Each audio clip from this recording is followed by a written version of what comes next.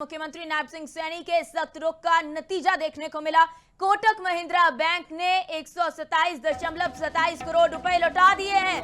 पंचकुला नगर निगम को वापस किए गए हैं 127.27 करोड़ रुपए। नगर निगम पंचकुला के 160 करोड़ रुपए की एफडी गबन मामले में ये सफलता हासिल की गई। मुख्यमंत्री नायब सिंह सैनी की तरफ से सख्त रुख इस मामले को लेकर अपनाया गया तो एसीबी के एक्शन के बाद बैंक ने राशि निगम को लौटा दी है। कोटक महिंद्रा बैंक घोटाले में अब ये राशि को वापस कर दिया गया है। मुख्यमंत्री नायब सिंह सैनी के सख्त रुख के बाद ये बड़ी कार्रवाई की गई। यहाँ कोटक महिंद्रा बैंक ने 127.27 करोड़ रुपए लौटा दिए हैं। 160 करोड़ रुपए का पूरा मामला है। तो जीसीएल का एयू स्मॉल बैंक से भी 25 करोड़ रुपए वापस आ चुके हैं। इसी के साथ आईडीएफसी बैंक से पहले ही वापस आ चुकी है पूरी राशि। इस मामले में मुख्यमंत्री नायब सिंह सैनी की तरफ से सख्त रुख अपनाया गया। अब हरियाणा सरकार की किसी भी बैंक में कोई भी राशि बकाया नहीं है। इसी के बारे में और जानकारी साझा करने के लिए मेरे सहयोगी तारा ठाकुर हमारे साथ पंचकुला से जुड़े हैं। जी तारा, क्या कुछ जानकारी है जहां मुख्यमंत्री नायब सिंह सैनी की तरफ से इस कोटक बैंक के इस घोटाले के मामले में जो 160 करोड़ रुपए का पूरा मामला है, इसमें उनकी तरफ से सख्त रुख अपनाया गया था?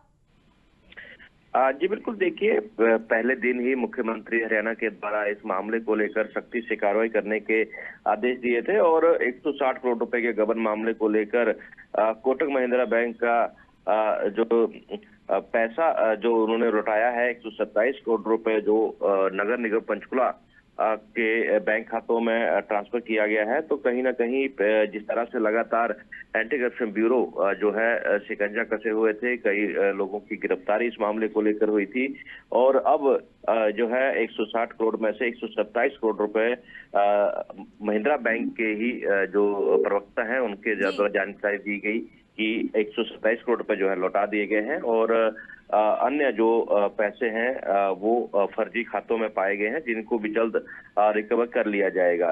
तो अभी फिलहाल जो दूसरे खातों में पैसे हैं उनको भी रिकवर करने का प्रयास जो है वो किया जा रहा है और इसके साथ ही 2 लोगों की गिरफ्तारी हुई थी। उसके दौरान कई खुलासे भी जो है वो किए गए थे। एंटी करप्शन द्वारा जो है पूछताछ की गई थी।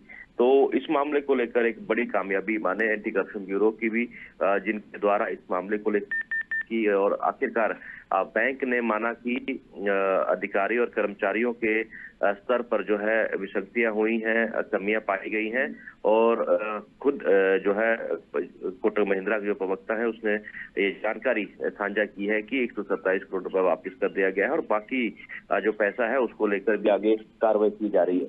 जी तारा ठाकुर, जहां आपने जिक्र किया कि 2 गिरफ्तारियां हो चुकी हैं, तो क्या और भी गिरफ्तारियां इस मामले में हो सकती हैं? क्योंकि 127 करोड़ ही वापस आए हैं और लोगों के पैसे को लेकर मुख्यमंत्री नायब सिंह सैनी की तरफ से भी सख्त रुख अपनाया गया कि लोगों का पैसा सुरक्षित रहना चाहिए। जी बिल्कुल, देखिए पैसा जो है नगर निगम के एफडी का था और अधिकारियों और कर्मचारियों के द्वारा इसमें गबन किया गया।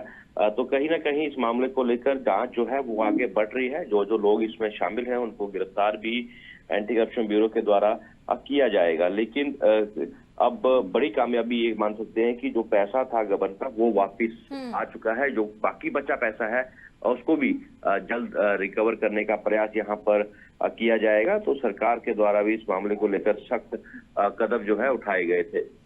जी तारा ठाकुर, हमारे साथ तमाम जानकारी साझी करने के लिए आपका धन्यवाद। तो मुख्यमंत्री नायब सिंह सैनी की तरफ से सख्त रुख अपनाने के बाद अब 127.27 करोड़ रुपए वापस आ चुके हैं।